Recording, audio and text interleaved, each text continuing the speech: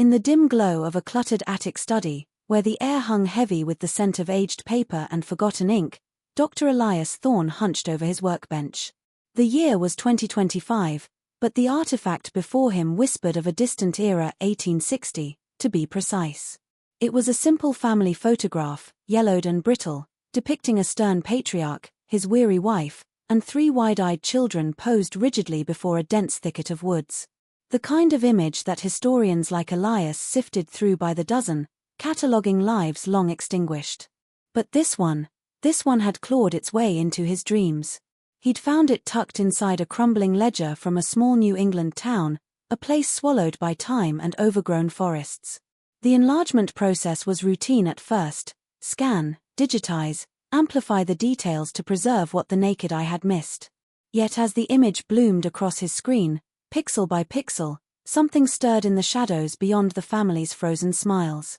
There, lurking in the tangled underbrush of those ancient woods, was a shape that shouldn't be.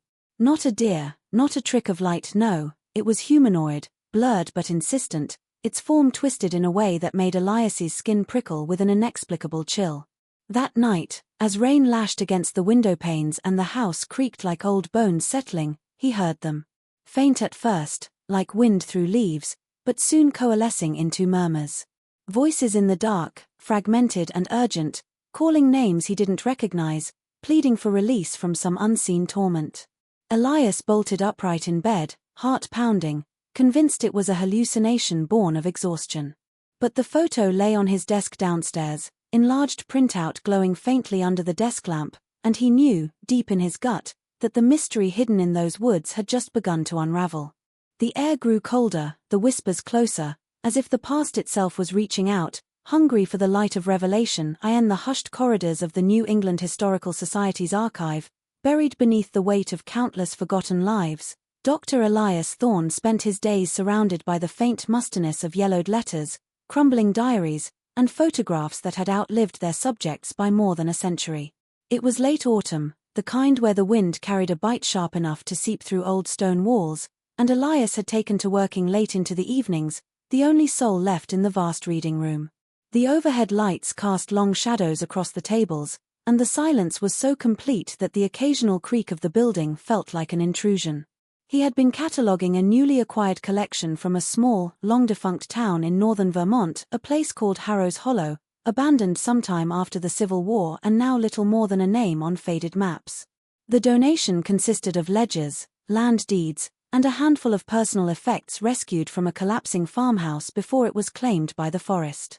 Most of it was routine: tax records, birth notices, the mundane paper trail of rural existence. Elias moved through the items with the practiced efficiency of someone who had spent decades sifting the ordinary from the occasionally extraordinary.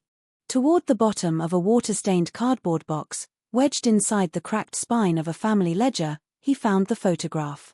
It was a tintype, roughly 4 by 6 inches, its surface clouded with age and faint scratches.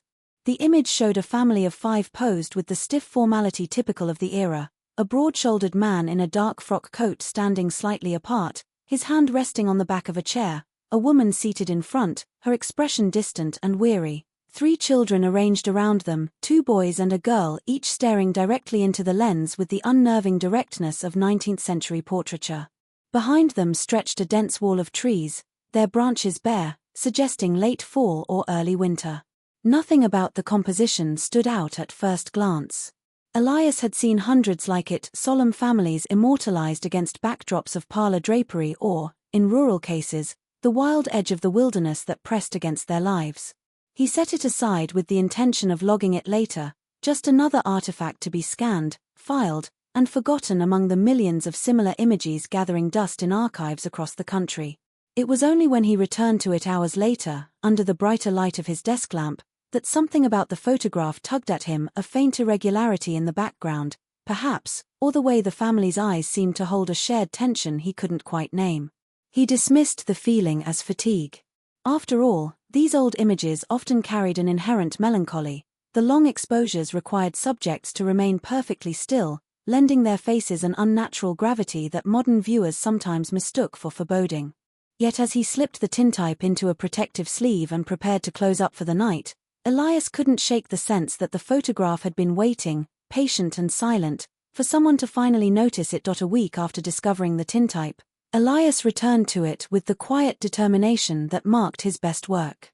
The photograph had lingered in his thoughts, a small splinter he couldn't quite dislodge, so he decided to digitize it properly.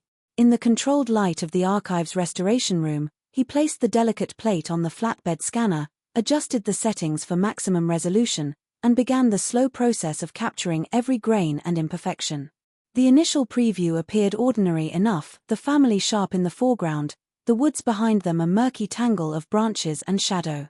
He saved the file, transferred it to his laptop, and opened it in the restoration software he knew by heart. Enlargement was the next step, a routine he performed almost unconsciously, cropping the borders, boosting contrast gently, layering filters to pull detail from the emulsion's fading depths. He started with the faces, clarifying the weave of the father's coat, the faint lace at the mother's collar, the unsmiling mouths of the children. Satisfied, he dragged the viewfinder toward the background, intending only to even out the tonal range of the trees. At 200%, the forest remained an indistinct mass. At 400%, individual trunks began to emerge. At 800%, something shifted. In the narrow space between two thick oaks, where only darkness had been before, a vertical shape asserted itself. Elias paused, cursor hovering, assuming at first a scanning artifact or a fleck of dust magnified beyond reason. He cleaned the plate again, rescanned, and reloaded the image. The shape persisted. He pushed the magnification higher, to 1200%, then 16. Pixels strained and fractured, yet the form held a tall, thin silhouette that resolved into the unmistakable outline of a human figure. It stood deeper in the woods than the family, half concealed by undergrowth, but undeniably present. The posture was wrong, limbs too elongated, head tilted at an angle no living person could comfortably maintain, as though listening to something just beyond the frame. A chill settled across Elias's shoulders despite the warmth of the room. He zoomed out slightly, then back in, tracing the edges. The figure wore dark clothing that blended with the shadows, but faint highlights caught on fabric folds, suggesting a long coat or cloak. The face was lost to blur and distance, yet the suggestion of features remained, an impression of hollows where eyes should be, a mouth that might have been open. Most unsettling was its orientation. While the family stared straight into the lens with practiced stillness, this intruder appeared to gaze directly at them, as though aware of the moment being captured. Elias leaned back, pulse quickening in a way he hadn't felt since his earliest days in the field. He cross-checked the original tintype under magnification, nothing visible to the naked eye, only the faintest smudge that could be dismissed as chemical degradation. Whatever, or whoever, stood in those woods had been hidden for over a century and a half, waiting for technology to peel back the veil. The longer he studied the enlarged image, the more the figure seemed to press forward, asserting its presence against the fragile boundary of the photograph itself. Several nights passed in uneasy quiet after Elias first isolated the figure in the enlarged photograph. He kept the high-resolution printout pinned to the corkboard above his desk in the small apartment he maintained near the archive, telling himself it was for further study, though he avoided looking at it directly after dusk. Sleep came fitfully, interrupted by the city's distant hum and the occasional groan of old radiators, but nothing more unnatural than the restlessness of an overworked mind. He began to convince himself the silhouette was merely an itinerant laborer who had wandered into frame, or perhaps the photographer's assistant positioning a prop, anything rational to quiet the faint unease that lingered like a bruise. Then, on the 10th night, the whispers began. Elias woke abruptly near 3 a.m, the room steeped in winter dark, the only light a thin blade of street lamp glow slicing between the curtains. His heart was already racing before he fully surfaced from sleep, as though some sound had yanked him upward. The apartment was silent, no dripping faucet, no wind against the windows, no traffic below. Yet the silence felt crowded, pressurized, as if the air itself carried weight. He lay rigid beneath the blankets, straining to identify what had disturbed him, when it came again, a soft susurrus, barely louder than breath, drifting from the direction of the study down the hall. At first he thought it was the building's ancient pipes murmuring, or imagination weaving threads from the day's obsession. But the sound shaped itself into fragments, syllables too deliberate to be random, voices layered and overlapping yet unmistakably human. They rose and fell like distant conversation heard through thick walls, impossible to decipher yet charged with urgency. Elias sat up slowly, the bed springs creaking beneath him, and the whispers paused, as though aware of his movement. In that sudden hush his pulse thundered in his ears. He forced himself into the hallway, bare feet cold against the oak floor, telling himself he would check the radiator, the windows, anything mundane. The study door stood ajar exactly as he had left it. Moonlight spilled across the desk, silvering the enlarged photograph where it hung. The family stared out with their frozen vigilance, the hidden figure still lurking in the magnified woods behind them. And from that direction, from the photograph itself, or the space immediately in front of it, the voices returned, softer now, almost intimate, threading through the room like smoke. They were not loud enough to distinguish words, only cadence, a woman's low plea, a child's higher note of fear, a man's deeper rumble cut short. Elias stood frozen in the doorway, skin prickling as the murmurs circled him, never quite approaching yet never retreating either. The temperature seemed to plummet, his breath fogged faintly though the radiator clanked warmly somewhere behind the walls. He reached for the light switch, flooded the room with harsh electric glare, and the voices dissolved mid-phrase, leaving only the faint aftering of absence in his ears. The photograph remained unchanged, yet in that washed-out light the hidden figure appeared to lean forward slightly, as though it, too, had been listening. The whispers did not fade with daylight. If anything, they grew more insistent in the quiet hours Elias spent alone in the archive, hovering just below the threshold of hearing, like a conversation taking place in the next room. He began keeping a notebook, jotting down fragments that surfaced: names, half-formed pleas, a child's repeated murmur, "It's watching," but the words slipped away the moment he tried to pin them down. By the end of the second week, exhaustion had carved shadows beneath his eyes, and he knew he could no longer dismiss the photograph as a curiosity. He needed context, provenance, anything that might anchor the image to the ordinary world. He started with the ledger in which the tintype had been hidden. The pages were brittle, ink faded to brown, but the family name emerged clearly enough: Whitcomb. Elias Whitcomb, his wife Clara, and their children, Thomas, Abigail, and little Ruth. Entries traced their lives in sparse, dutiful script: land purchases in 1854, a harvest yield in 1857, the birth of Ruth in 1858. Then, abruptly, in the spring of 1861, the record stopped. No death notices, no sale of property, no forwarding address.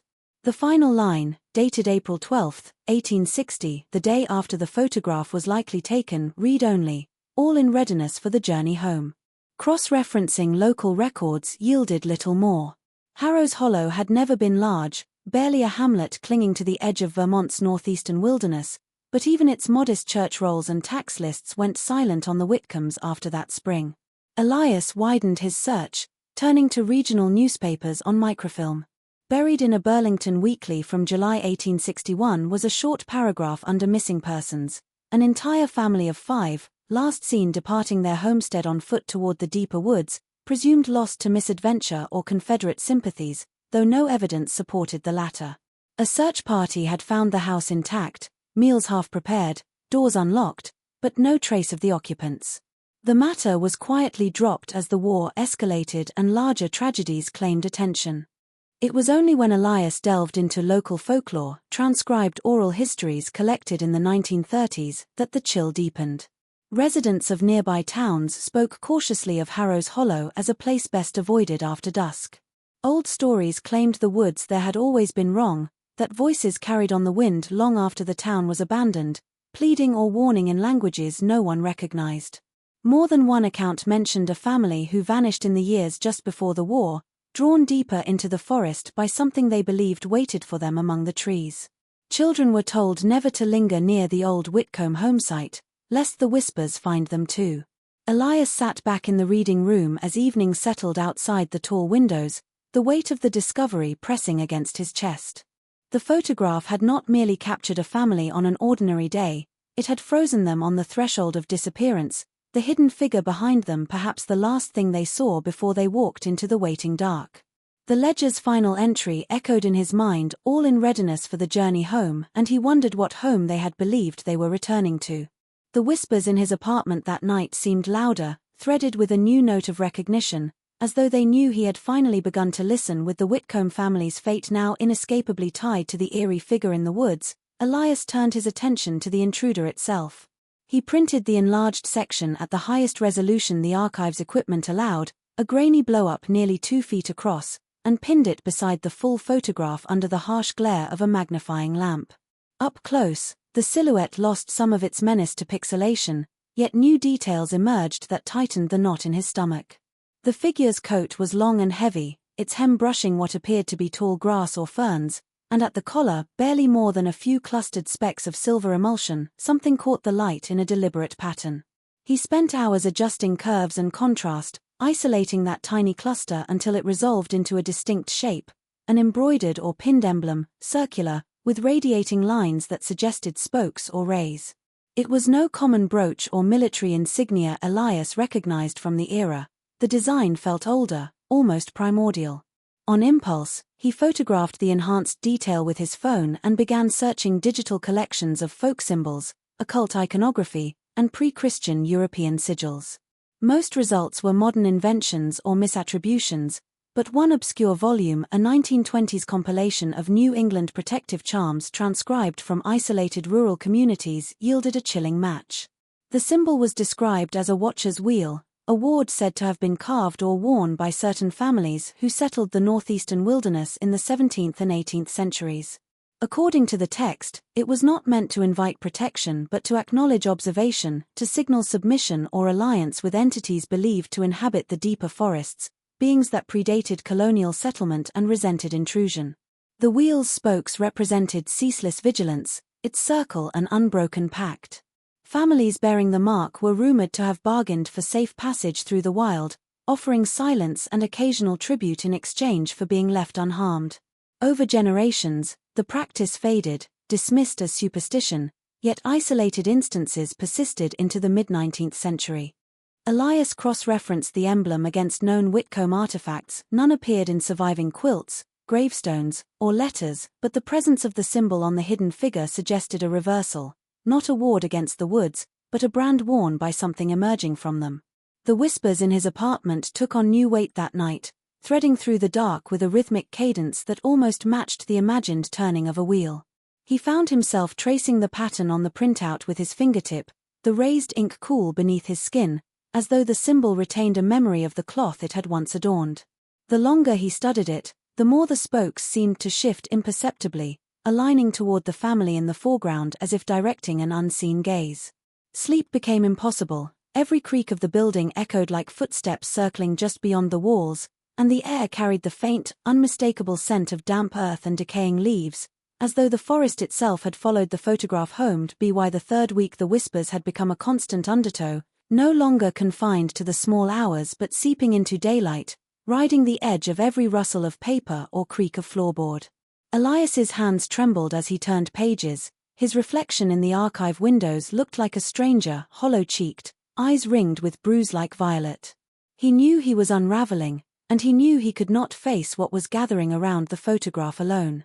After a long night in which the voices rose into something close to a chorus, repeating his own name in overlapping fragments, he made the call he had been delaying.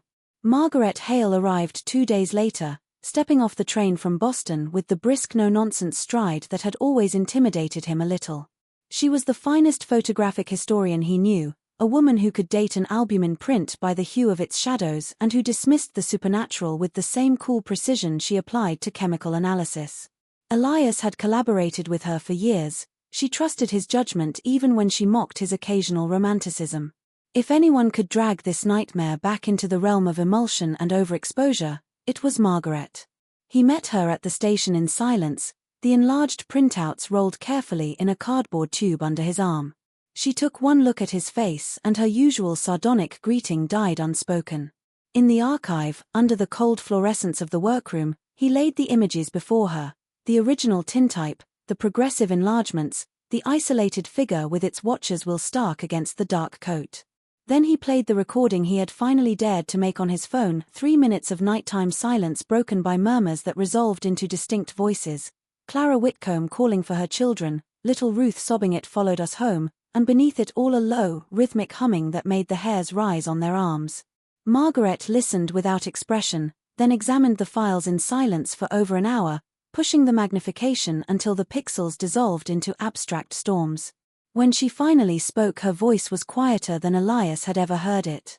"I can't explain this," she said, and the admission seemed to cost her. That night she stayed in his apartment, insisting on seeing the phenomenon for herself. They sat in darkness with only the desk lamp illuminating the photographs, and at 2:17 a.m. the temperature dropped so sharply that their breath clouded. The voices returned, clearer now, almost conversational, and Margaret, steady, rational Margaret, went rigid beside him as Ruth's small voice pleaded directly to her. "Please, don't let it see you too." She did not sleep after that. By dawn her skepticism had cracked wide open, replaced by the same haunted vigilance Elias wore like a second skin.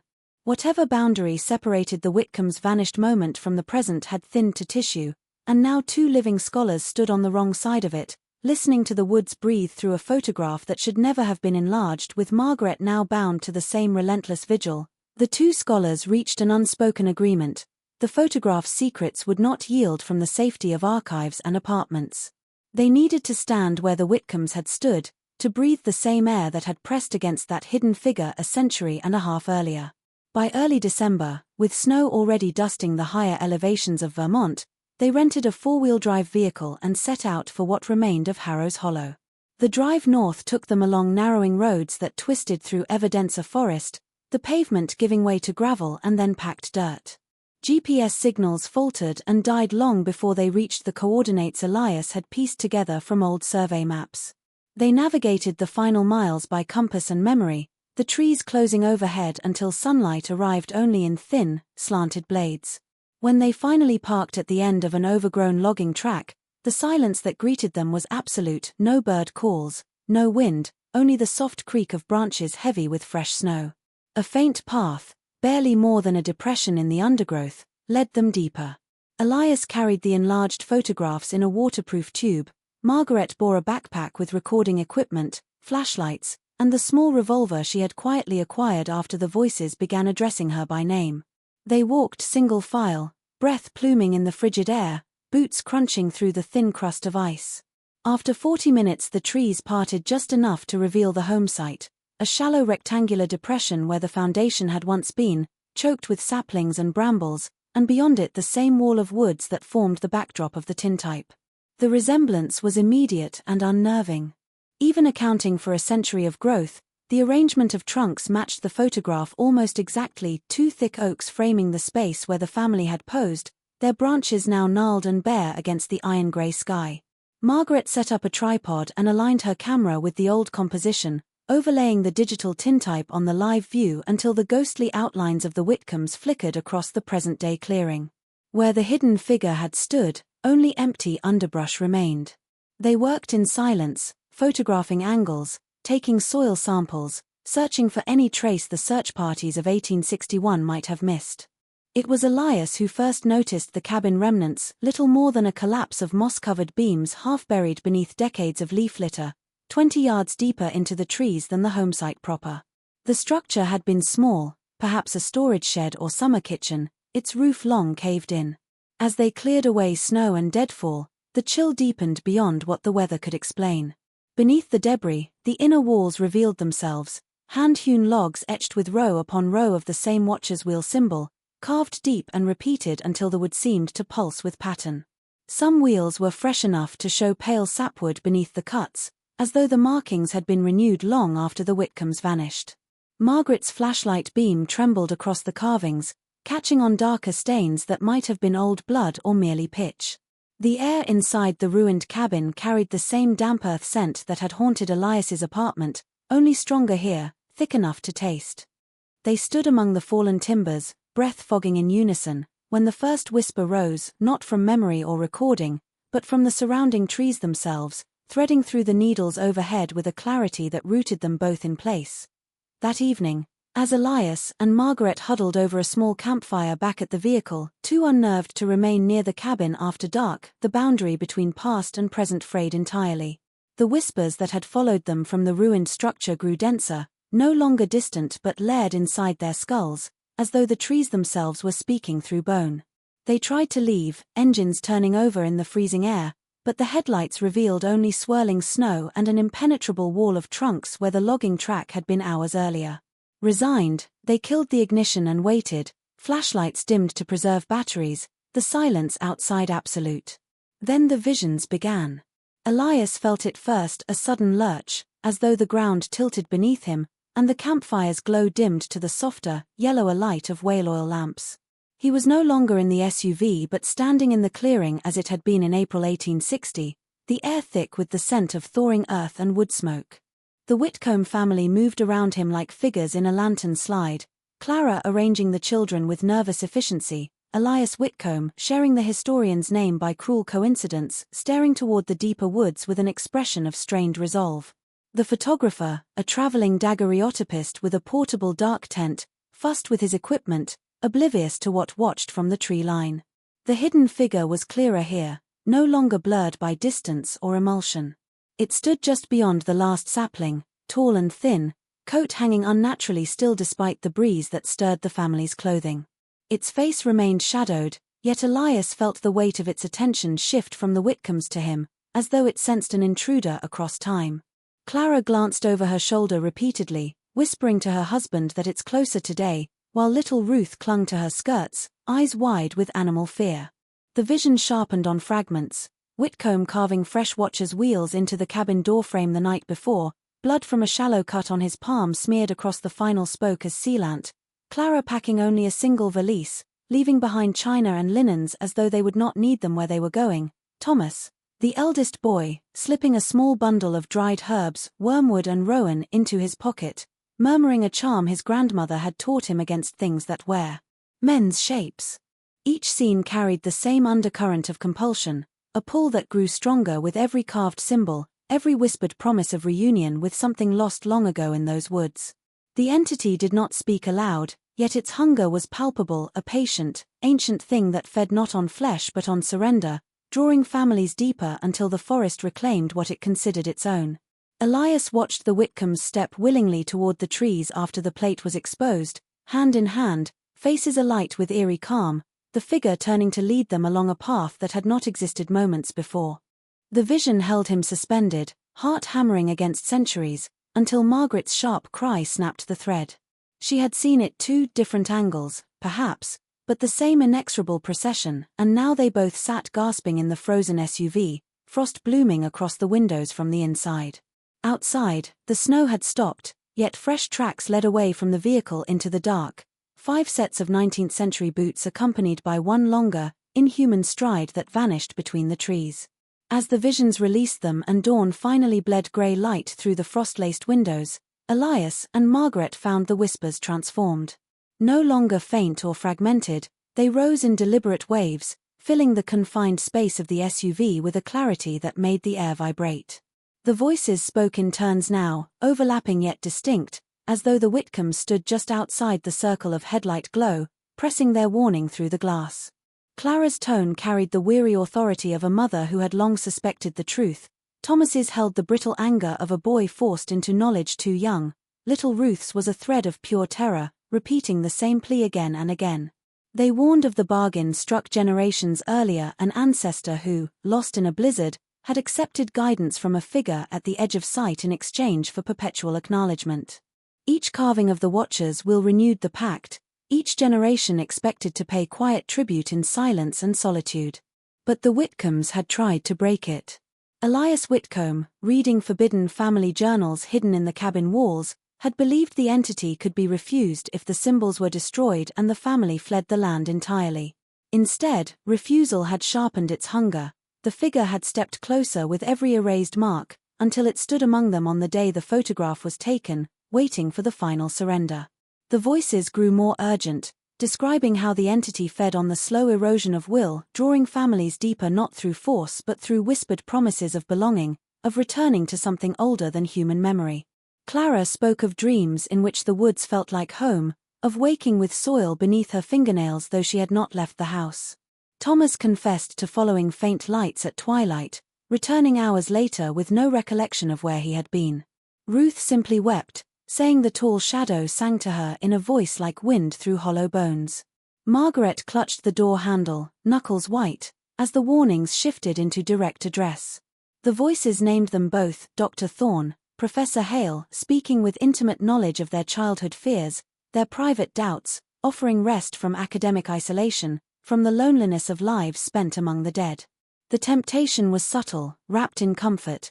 Come into the trees, lay down the burden of questions, become part of what has always watched and waited. Elias felt the pull like a physical tide, his hand drifting toward the door latch before Margaret's sharp command snapped him back. Snow began to fall again, thick silent flakes that muffled the world beyond the windshield, and the voices rose into a unified plea. The cycle could still be broken, but only if the living refused to listen, refused to follow. Yet even as they warned, the chorus carried an undercurrent of resignation, as though the Whitcombs knew how rarely anyone truly turned away once the woods began to call by name. The air inside the vehicle grew heavy with the scent of pine and turned earth, and the whispers circled closer, threading through the vents, brushing against skin like cold fingers testing for surrender. As the whispers reached their crescendo and the snow sealed the world outside into unbroken white, Elias and Margaret felt the entity's presence coalesce, not as a figure stepping from the trees, but as a pressure building behind their eyes, a certainty that the watcher had grown tired of waiting. The SUV's interior lights flickered once, then steadied, yet the shadows inside lengthened unnaturally, pooling in corners where no shadows should fall. The voices of the Whitcombs fractured into frantic overlap, no longer warning but imploring. Burn the photograph, shatter the plate, bury the symbols deep, anything to sever the thread that enlargement had pulled taut across time. Margaret moved first, fumbling for the waterproof tube that held the printouts, her fingers numb not from cold but from the entity's subtle theft of will. Elias joined her, both understanding in the same breathless instant that the original tintype remained in the archive safe back in the city, untouched, still anchoring whatever doorway they had unwittingly opened. Here in the woods, they had only copies, high-resolution ghosts that carried enough of the image to draw the thing closer. She tore the largest enlargement free, the paper crackling like dry leaves, and thrust it toward the dying embers of their campfire outside the open door. Flames caught reluctantly in the wet air, licking at the edges where the hidden figure lurked most clearly. As the watcher's will began to blacken and curl, the whispers rose into a single, piercing note of agony that was not human. The snow around the vehicle swirled upward in violent spirals, forming brief, towering shapes that dissolved before they could solidify. Elias grabbed the second printout, feeding it to the fire, watching the Whitcomb family's faces blister and vanish, their frozen stares finally released. The temperature plunged further, frost raced across the windshield in branching patterns that mirrored the carved symbols on the cabin walls. The entity resisted, pressing harder, visions of endless forest paths lined with welcoming figures, promises of knowledge buried deeper than any archive, the seductive hush of belonging to something vast and patient. Margaret staggered under the weight, blood trickling from one nostril, but she held the tube itself to the flames now, the plastic melting and dripping as the last digital transfers warped inside. Elias shielded her with his body, chanting fragments of the warnings the voices had given, refusing the offered silence note by desperate note. With a sound like branches snapping under impossible weight, the pressure snapped. The whispers collapsed into a final, fading sigh, Clara's soft thank you, Ruth's sob of relief, then nothing. The snow settled gently, the tracks outside already filling, the air warming degree by slow degree. Dawn broke clear and ordinary over the clearing, revealing the ruined cabin half buried once more, its carvings dulled as though centuries had passed overnight instead of hours. Elias and Margaret sat exhausted amid the smell of burned paper and plastic, knowing the cycle had been broken not by confrontation but by erasure, by denying the watcher its window into the present. Yet even as they gathered strength to leave, both felt the faint, lingering awareness that something ancient still waited beyond the tree line, patient as ever, listening for the next enlargement, the next curious eye drawn to an old family photograph hidden in the woods.